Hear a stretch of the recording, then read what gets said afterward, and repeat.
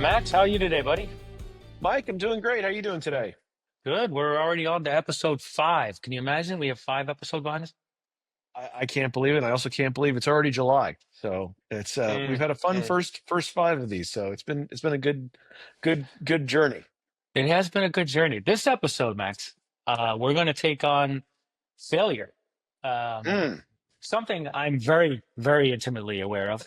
Anyway, so we're gonna I have am too. yeah, one of us has got to have some success. I think what do we play? The 51-49 game, right? 51% of That's the time right. you have to win. Yeah. Um, just for the fun of it for everyone. So That's right. we are talking about failure and sort of the way we think about it, and kind of coming through examples. But we'll give you guys an honest set of feedback on kind of what tools we use, if we call them tools. How do we keep our emotions in check? And we'll probably give you some real world examples about business, but also I'm assuming everybody's going to want to hear about the things we talk about with our bosses. So we'll have some fun with failure and the way that we've been shaped as career paths as well too. But anyway, Max, let's get into it. You failed in your past. You and I have talked about this, and Of it's course. a learning experience, I'm sure. Give us when you think of failure. Talk about what are the different types of failure? Like what do you think about when you think about different types of failure? Well, it's funny because I think the older I've gotten and the more experience I have with succeeding and failing, you have to treat them both as parts of your journey. I've always kind of gotten better with time with being more self-aware and really focusing on remaining resilient even in the face of a setback or a failure, or use Mm, the F word. mm, And so when I think about different kinds of failure, there's small failures, there's big failures, there's personal failures, there's professional failures, but the approach to them, I think, can be very common, right? Like what works in a personal failure or a professional failure can be common. And I think what, is so often is the case, I think people tend to get very focused around, either A, in some kind of in the bad cases, a setback that might appear to be catastrophic might just be a setback, right? And or a setback that might be catastrophic thought of as catastrophic in your life, that could be viewed that way as well. So whether that's, you underperform and you lose your job, you break up with a partner, you have a falling out with a friend, all sorts of different kinds of setbacks you can have in your life. You were passed over for a promotion. You can, confront any number of challenges. And I think what's really interesting, to think about some of the things that have happened to me in my career. And to your point, Mike, I've experienced failure. I remember there was a moment where I was convinced for a very long time, um, that I was going to follow a very certain career path, which was I was going to work at an investment bank my entire career. It was going to, continue to go well for me. I was going to get promoted until one day I ran the place, and that didn't happen. Whoa, something went wrong. Something went wrong, and it was a setback for me, and it was the hardest part for me in that particular setback was it was we'll call it a moment in time that was like you could hear a chord go through your brain and your body, like this is all I was working for and this is what I thought was going to be true, and it didn't go the way I thought it would. And you can kind of revel in that, or you can, and this was one of the first big failures I had really had in my professional life, and it took some time to get over it. And I was, to be totally transparent, I was in kind of a rut for a little while, and Mm, I realized mm, part of the reason why I was in a rut was I didn't have that same sense of awareness and resilience, that I think I developed over time. That was a long mm. answer to a short question, but it's an important one. What about you, Mike? What's an example from your Yeah. career? No, I mean, your answer is a great one. I think part of it kind of weaves into where I think about sort of these setbacks you've had. I'll call career first because you can look at it in both lenses, career and personal life. But in the career path, the setbacks you've had, they're sort of like I liken them to like earthquakes. There's sort of the ones that are seismic, and then there are ones that are like catastrophic. Right. And the ones that are seismic, you can deal with a little bit. It's sort of like they keep rolling you, and you get stronger with them. But the ones that give you the consistent aftershocks that are truly catastrophic, they tend to linger. To your point, you're pondering it, and you're always like a first tool I always thought of was you're going inward very quickly. Like Hmm. you're almost looking at yourself in a mirror full time all the time, and you're criticizing the sort of, everybody would say, the old adage, hindsight is a good thing, but not helpful in the sense of, you can't go back and rewrite history.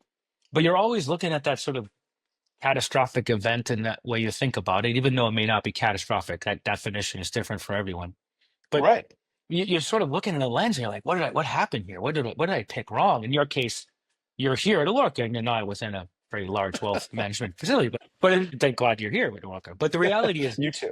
yeah, the reality is, it's like you're just shattered by it. And the tools by which you try to find your way out of that hole, you develop longer over time because you just get Hmm. mentally tougher. But the first few times it happens, it truly is like a shaken syndrome. And then the more you become, I wouldn't say mature is the wrong word. The more you become tolerant of the amount of things you could do and the depth of that kind of failure you could reach, it sort of becomes a muscle that you have to do. And the first thing I thought of is I overthink things. I will stay, Max knows this better than anyone. I stay awake all night and send emails and do other things. But my first reaction is to always try to go do something totally different. And again, Max knows this better than anybody. I literally, I will hang up whatever setback we're facing. I'll hang up the phone call, whatever we're in, and just go for the walk. Like just try to change the environment as fast as possible to reflect on things differently, and then try to rework back a path forward, not looking backwards. Backwards is good for historical sort of sense, and then always talking to people who've kind of faced the same problem and figure out, can they help you with a path forward from that perspective. But you know what? What's funny? None of the cataclysmic events that have been failure have actually led me to consider myself a failure. Mm. Like in totality, right? It's always Yeah. been, man, I can't believe I can't do this thing versus I can't believe I'm a total failure. Like I've never gotten to a point of that impact point where I just couldn't pick myself up in the bootstraps and say, well, heck with it. I'm going to go do it anyway. Yeah, and it's funny because I'm a big baseball fan, and one of the best quotes that I've seen about failure in baseball, right? It's often attributed to Babe Ruth, which became a famous Yankee and at one time belonged to some other team, was that never let the fear of striking out keep you from playing the game, right? Mm, mm, And I think about it, and sometimes you are in control of the outcome, sometimes you're not. But what you are in control of is your actions, right? mm, And the thing that I really do try to do is if every day you try really hard to do the mm, best that you possibly can do, you're right. You're not a failure. You may have failed in that instant, but you're not a failure in the aggregate, mm, right? And I think part of what's really tough about this, and I think you're right, it comes with time and mentorship and running things off of colleagues and family and mentors that we've talked about in some of our other podcasts. Um, is that there's a difference, and I think in a big way, between self-realization, awareness, and reflecting on why you failed in that circumstance, instead of just continuing to beat yourself up over a mistake that you might have made while mm, trying your best, right? mm, And there's a difference between that. And I think, mm. one of the things that I think you said it right. I think I overthink things a lot too, I think. And maybe it's a good thing. I think it's a secret superpower, because you and I both do it. But what I think it's important to do is to, think, right? And pause and reflect Mm, instead of just rushing to do some fix at mm, some point. And I think too often I found I'm guilty of it. I practice it. I don't live it every day, but mm. trying to think about, to your point, why you failed but aren't a failure is also in the recovery from it, or picking yourself up after you strike out or fall down. It's something that builds momentum and compounds over time. Yeah. No, it's a great point. I'm just gonna imagine my wife picturing me putting my cape on and running around the house thinking because of my superpower. But it might be it might be taken away a little. Anyway, the um the one thing that's interesting when we were putting this topic together is the sports metaphor you used. I'm a sports guy as well, and you fail almost in every up at bat, right? You fail with every play you run in Yeah. sports, so you kind of get mentally tough there. But then, one thing I've been exposed to a lot in my life is sales. And Mm. if you ever want to feel like a failure, go into sales. I always say, I always say everyone should take a chance selling because it's the place you're often told every day you're failing. Every hour when someone hangs up the phone on you, or every person who's got a different way of wanting to say how to go sell something, you're sitting there saying, well, just if it's so easy, go do it. Because failure is measured by minutes in that profession, and you become so Hmm. resiliently tested. Why people with large egos really succeed is because they're willing to take those mental punches almost by the hour, and it's a crazy thing. So let's flip it and have some fun. Do you have one story about failure you want to tell? You got one That's a that's sort good of in the question. archives that you'd say, "Boy, this one killed me." I'll start because that'll give you time to think I, about it. Because you probably have a I think I lot. have one. I have a person. I have some for sure. Why don't you go All right. first? So I'll give you one that was sort of the cataclysmic one for me, which was it was like a learning moment that set me back. And I often tell this to the salespeople. I was a young seller, and so in the world of sales, you have people who sell for these big companies. Hmm. Call it the Googles and Microsofts, and in my day, it was Sun Microsystems and certainly the big guys. And I was a salesperson in what was called a reseller. This is a channel, so as resellers sell our people's product, we don't produce anything, we just resell it. So we're basically just salesmen.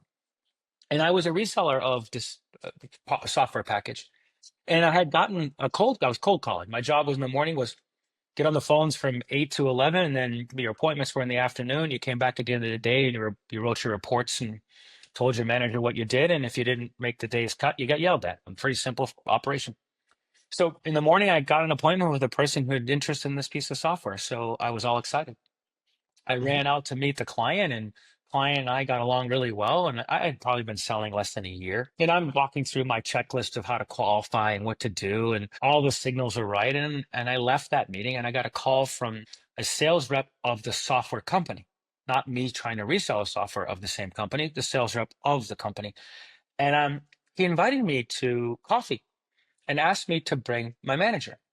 So I was like, oh, this is great. We're going to collaborate together on this account. And we're going to, so and when I got to that restaurant, I was um, hijacked. This guy took me to task. You don't know what you're doing. You talking to a client about software packages he doesn't need. I mean, nothing but complaining. I was literally like I had just left kind of my third or fourth, client meeting, and I was just like on a high with that. And within an hour and a half, I was on a low, being told I was immature, didn't know what to do, and it was totally wrong way to approach it. And I needed to make sure I work with him. And then what I realized 6 months later, the sale did close. I got a sale. It wasn't really my sale. This sales rep took over. But what I realized was I actually failed miserably, not because of the issue with the client at the time. I failed because I didn't recognize that the motivation of the guy across from me wasn't to try to tell me I was doing the job wrong. It was to take over the sale. And I was so Mm, immature at the time, I didn't know it. I thought like I mm. literally had done something wrong. And it like when you're in sales and you're that early in the stages, it crushed me. Like my spirit was dead I mean, cold calling was like, would you like to buy something? No. Okay.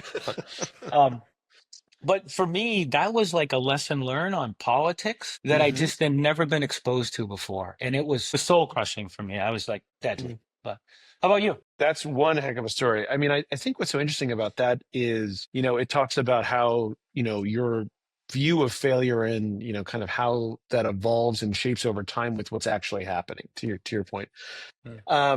Well, I have a personal one and a professional one. So I'll let you choose. Which one do you think would be more interesting for folks?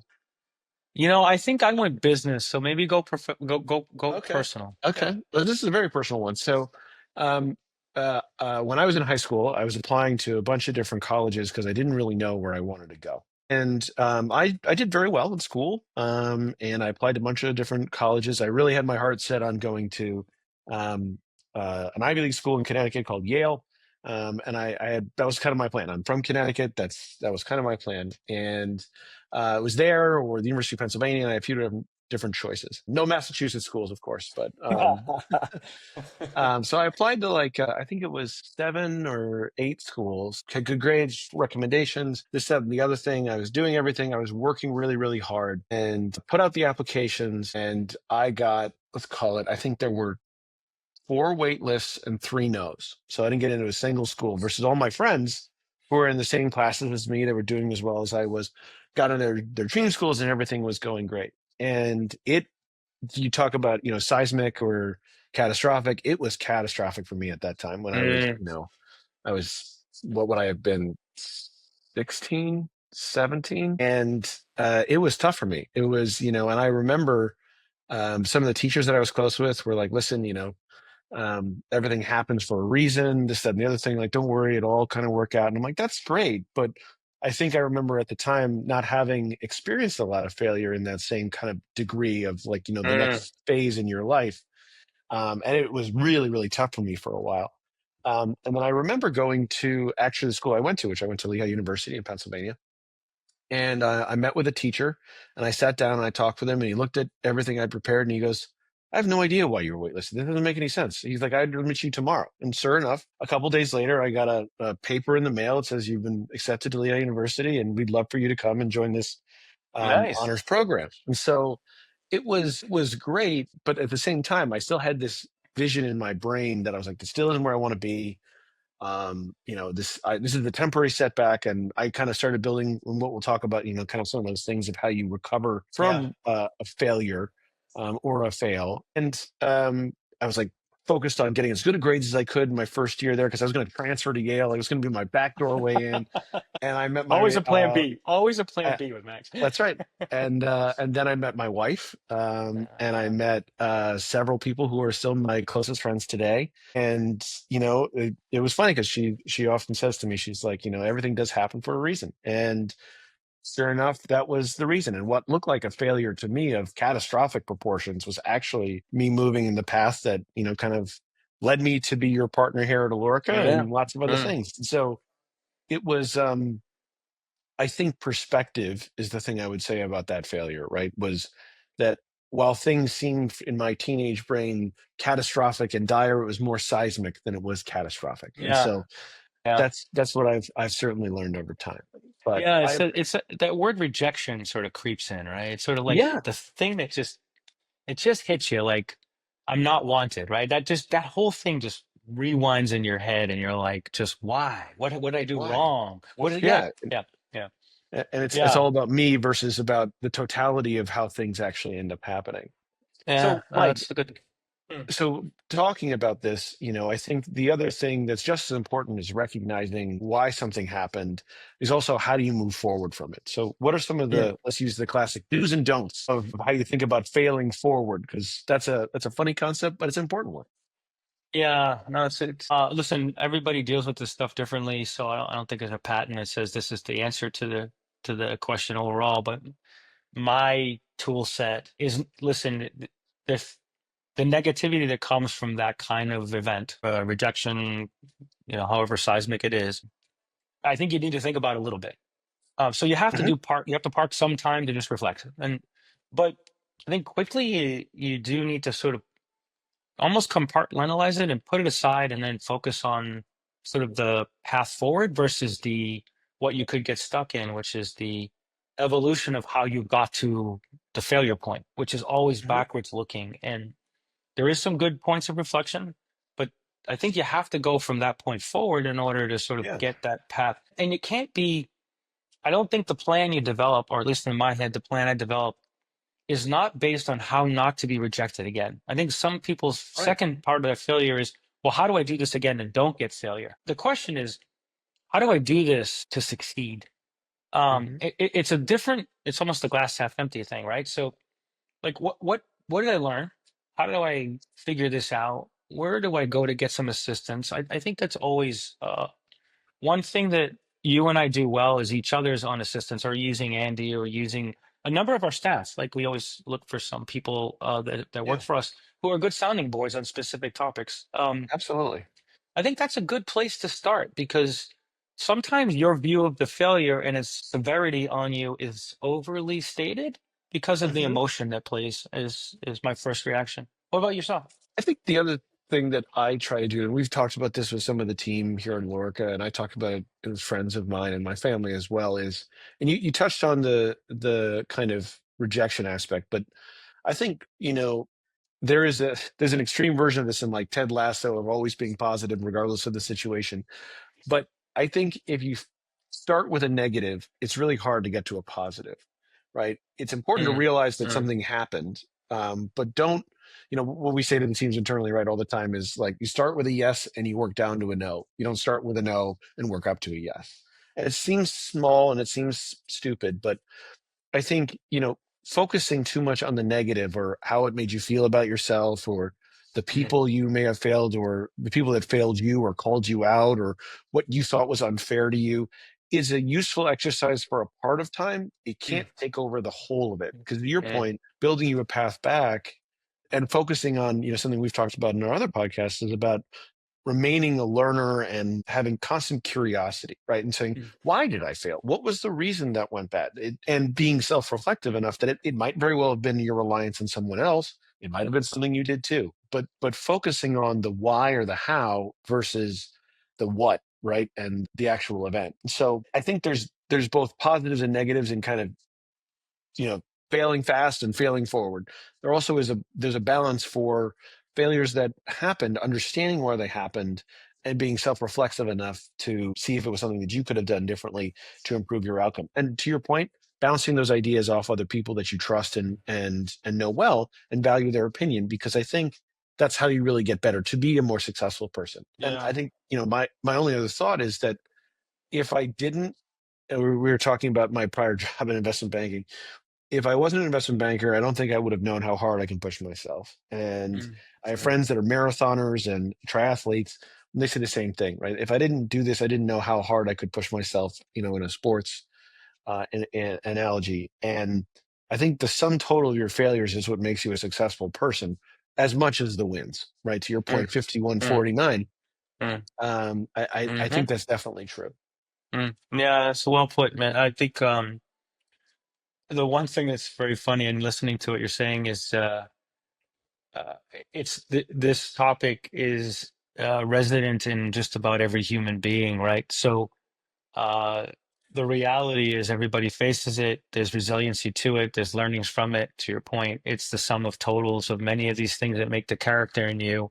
And we try to strive to find people that kind of have the fortitude to push through these things on the positive side, as opposed to downward spiraling. And I think that's the key, to your point is, Absolutely. and we try to give resources, right? I mean, at the end of the day, try to give as many people the resources to, when their failure comes up, is to put the right surrounding performing teams around them so that they can pick their bootstraps up together and point in the right direction.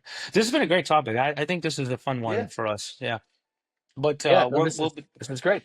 yes, this has been a really good one. I don't know, any closing comments, Max, you want to make, or we're just about at the time, and they'll kick us off shortly. Yeah, no, listen, this has been great. Thank you to all of you for listening to this, as well as the as well as all of our other podcasts on different topics. We'll have more coming out soon. So, thank you guys all of our wives and family members and friends, Yes. and Ah, and now I think a and couple more people. yes, I was gonna say, and we Max's dog Maurice has joined. We appreciate Maurice.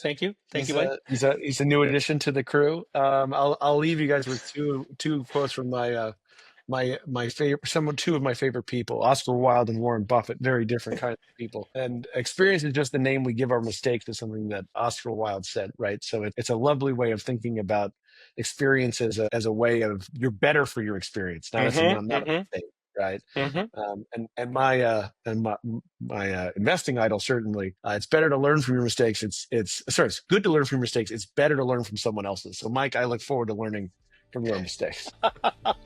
That's funny. Well, that was well put, my man. Good close to the podcast. We hope everybody enjoyed it. Take soon, bye. Take care.